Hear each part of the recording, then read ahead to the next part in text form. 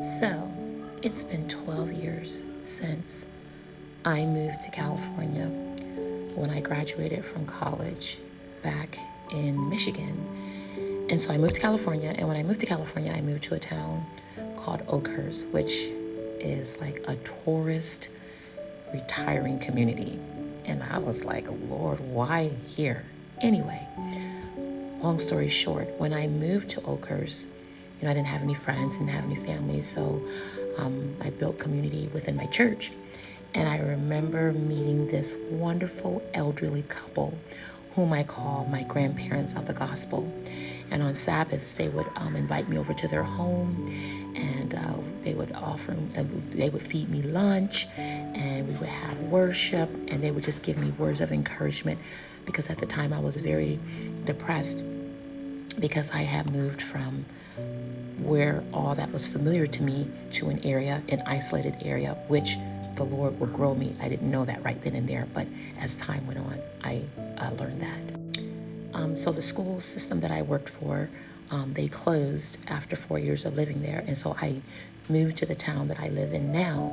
And so I didn't connect with this elderly couple as much as I would have liked to. But the wife, she would always reach out to me. And then eventually her husband, he was in his late 80s, early 90s, I believe. He had passed away of cancer. And he was such a wonderful person, whereas he would, like on his deathbed, like he prayed with me. He was like, I'm praying for you. And it like made me well up in tears.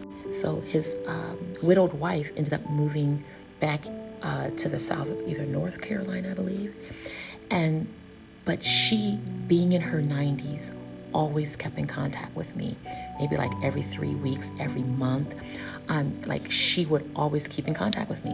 And she came back a couple of years ago to California to visit her son, and she called me and she's like, Tiffany, I want to see you because I don't know if I'll ever get back to California, if you'll ever see me again. So please make time to come spend time with me. And I did. I went and I spent the weekend with her and her son and the rest of the family.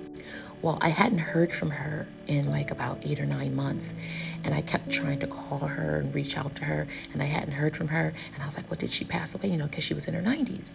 And so I got on the internet, I started looking for her information, putting in her first and her last name, and nothing came up. So, I said a prayer. I was like, Lord, well, I pray that, all is well, but, I haven't heard from her. I'm like, is she sick? Is she in the hospital? I didn't know.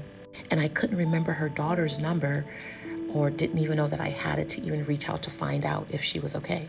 Well, lo and behold, yesterday, I received a phone call and I saw her number on my caller ID, and I answered the phone. I was like, hey, Jeannie, how are you doing? And she's like, hi, I miss talking to you. And she told me, she's like, Tiffany, I'm going to be 99 tomorrow, which is today. I said, you're 99? She's like, yes, how old did you think I was? I was like, I don't know, I knew you were in your 90s, but I didn't know you were pushing 100. So I asked her, how was she doing? She's like, well, my brain's a little foggy, but, I'm hanging in there. And, she kind of gave me an update of her life. And I told her that I was worried about her because I hadn't heard from her. And she says, by me being 99, my brain's a little loopy. And I said, well, honey, it's not that loopy because you remembered to call me. And I was so, so happy to hear from her. And so I don't know if I'll ever see her again, but I wanted to make this video and publicize that I really appreciate her, that I love her, and I thank you. I thank her for investing in me spiritually, emotionally, intellectually. I loved her husband and her tremendously. And so I wanted to make this video.